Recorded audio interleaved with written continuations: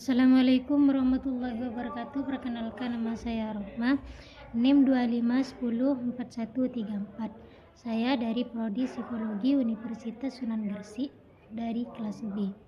Pada video ini saya akan membahas mengenai kritik terhadap kebijakan pemerintah Indonesia yang berkaitan dengan dunia kerja. Dilihat dari sudut pandang psikologi industri dan organisasi, topik ini penting karena kebijakan pemerintah sangat mempengaruhi kondisi para pekerja Indonesia. Kebijakan yang dibuat tidak tepat maka bisa menimbulkan berbagai masalah seperti stres kerja, ketidakpuasan kerja, bahkan menurunnya produktivitas kerja karyawan.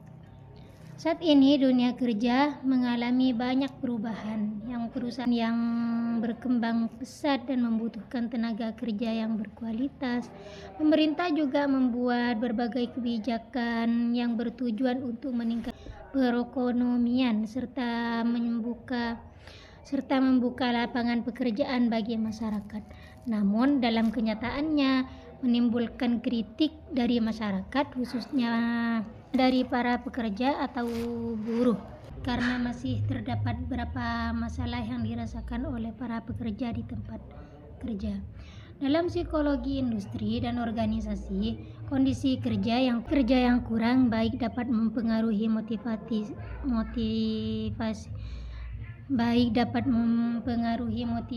kerja, kepuasan kerja, dan kesehatan mental karyawan.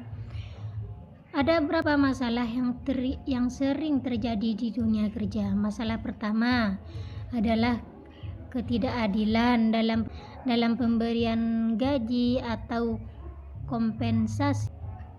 Masih banyak pekerja yang merasa bahwa gaji mereka terima belum sesuai dengan pekerjaan yang mereka lakukan. Masalah kedua adalah jam kerja yang cukup panjang. Beberapa pekerja harus bekerja dalam waktu yang lama sehingga mereka sulit membagi waktu antara bekerja dan kehidupan pribadi. Masalah ketiga adalah diskriminasi bisa terjadi karena perbedaan berusia ataupun latar belakang tertentu. Masalah keempat adalah kekurangnya kesempatan bagi karyawan untuk mengembangkan kemampuan mereka. Jika masalah-masalah ini terus terjadi, maka dapat menyebabkan stres kerja, menurunnya motivasi kerja, dan rendahnya produktivitas karyawan. Untuk mengatasi masalah tersebut, ada beberapa solusi yang bisa dilakukan. Pertama, perusahaan perlu memberikan kompensasi atau gaji yang adil kepada karyawan. Kedua, perusahaan juga perlu menerapkan kebijakan kerja bagi yang fleksibel sehingga karyawan dapat menyeimbangkan antara pekerjaan dan kehidupan pribadi. Ketiga, perusahaan harus menciptakan lingkungan kerja yang adil dan bebas dari diskriminasi. Keempat, perusahaan juga perlu memberikan kesempatan pengembangan kemampuan bagi karyawan, seperti pelatihan atau program yang mengembangkan karir mereka. Dengan adanya kebijakan yang lebih baik, diingatkan kinerja organisasi juga menjadi lebih baik. Menurut Frank J. Cascio dan Herman Aguinis, psikologi industri dan organisasi memiliki peran penting dalam membantu organisasi menghadapi berbagai tantangan di dunia kerja.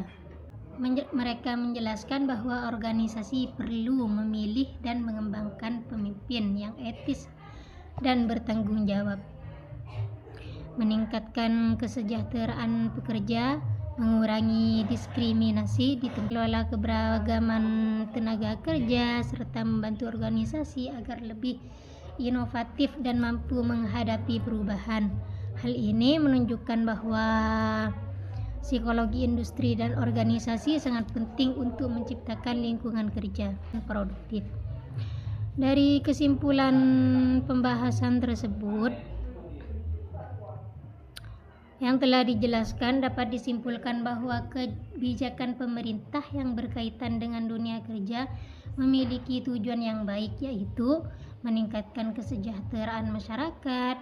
Namun pelaksanaannya masih terdapat beberapa masalah seperti ketidakadilan gaji, diskriminasi di tempat kerja, serta kekurangannya fleksibilitas kerja.